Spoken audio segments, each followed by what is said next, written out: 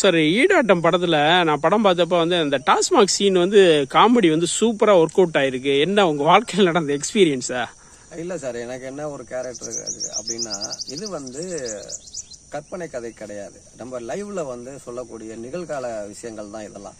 இப்ப நம்ம பார்க்குற சக மனிதர்கள் அவங்க கூட பேசுறோம், பழகுறோம், அவங்க என்னென்ன பேசுறாங்க, என்னென்ன செய்யறாங்க, அதை அப்சர்வேஷன் பண்ணதானே தவிர இதுக்குன்னு தனியப்பட்ட விதமா யோசிச்சது எதுவும் கிடையாது. நம்ம சீனுன்னு தனியா யோசிக்கிறோம் அப்படிங்கறதெல்லாம் கிடையாது. இதுல வந்து இதுல என்னன்னு சொல்லுங்கன்னா, இப்ப நம்ம ஈசன் சாருடைய நண்பர் ஆதித்தன் ஒருத்தப்ப அவர் ட்ரிங்க் கொஞ்சம் நல்லா பண்ணுவார்.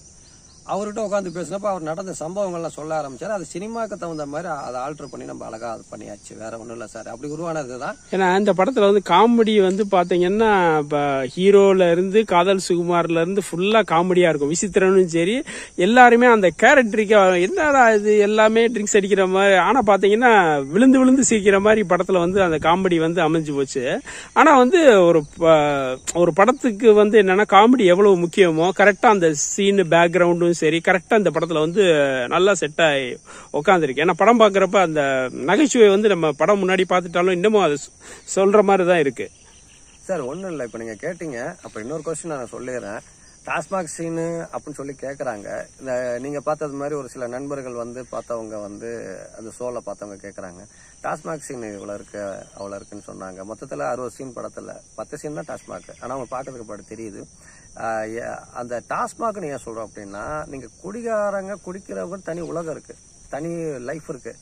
அவங்க கிட்ட போறப்ப அது அங்க அந்த நிகழ்வு அங்கதான் அதுதான் நடக்கும். அப்ப அவங்கள பத்தி அதுதான் சொல்ல முடியும் நம்ம. அதே மாதிரி நம்ம இந்த படத்துல ஒரு டிசீஸ் உருவாயிருக்கு அவனுக்கு, அதுதான் இந்த மனம் பாதிக்கிறதுக்கு உண்டான விஷயங்கள் அப்படிங்கிறது சொல்லப்பட்டிருக்கோம் நம்ம. அப்ப அந்த டிசீஸை சொல்லணும் அப்படின்னா இந்த மாதிரி இவங்க குடிக்கிறாங்கிறத மென்ஷன் பண்ணால் மட்டும்தான் அது அந்த அங்க ஒர்க் அவுட் ஆகும். இல்லைன்னா அந்த டிசீஸ் ஒர்க் அவுட் ஆகாது. நம்ம ஸ்ட்ரைட்டா போயிட்டு ஒரு 2 சீனை நீங்க டாஸ்மாக் சீன் சொல்லிட்டு இந்த மாதிரி நோய் வந்துச்சுன்னு சொன்னா ஒத்துக்குவாங்களா? 2 சீன் பார்ப்பாங்க. அவங்க பாக்குறப்ப அப்படி ஒன்றும் பெருசா பண்ணலையே, அவனுக்கு எப்படி இந்த நோய் வந்துச்சு அப்படிங்கிற கொஸ்டின் மார்க் அங்க விழுவும். ஆனா நீங்க அந்த டாஸ்மாக் சீனுங்கிற ஒரு 10 சீனாவது வச்சீங்கன்னா தான் இந்த டிப்சோமேனியான்னு சொல்லக்கூடிய ஒரு நோய்க்கு வந்து அது ஆப்டா இருக்கும், இல்லைன்னா இருக்காது. படம் பாக்குறவங்க டாஸ்மாக் சீன் சொன்னாங்க. சரி, எனக்கு ரொம்ப சந்தோஷமான விஷயம் என்ன அப்படின்னா 10 சீன் தான் இருக்கு, ஆனா அவங்களுக்கு படம் ஃபுல்லா வர மாதிரி ஃபீல் இருக்கு அப்படின்னாக்கா அதுல ஒன்றி போயிட்டாங்கிறது தான் அர்த்தம். அதுவே சக்சஸ். கரெக்ட் தான். இல்ல படம் வந்து என்னன்னா, நம்ம படம் பாக்குறப்ப உங்களுக்கு வந்து ஆரம்பத்துல இருந்து இது வந்து அந்த டாஸ்மாக் சீன் அந்த காமெடி ஃபுல்லாவே தூக்கலா இருக்கும். அதாவது என்னடா படம் பார்த்து சரி டைரக்டர் ஒருவேளை அந்த இதுல ஃபீல் எக்ஸ்பீரியன்ஸ் பண்ணி நல்லா எடுத்திருக்காங்க. ஏன்னா அப்படி இருக்கும் படம் வந்து லெவலே வந்து வேற லெவல்ல இருக்கும். புரியுது, என்ன சந்தேகப்பட வேணாம்.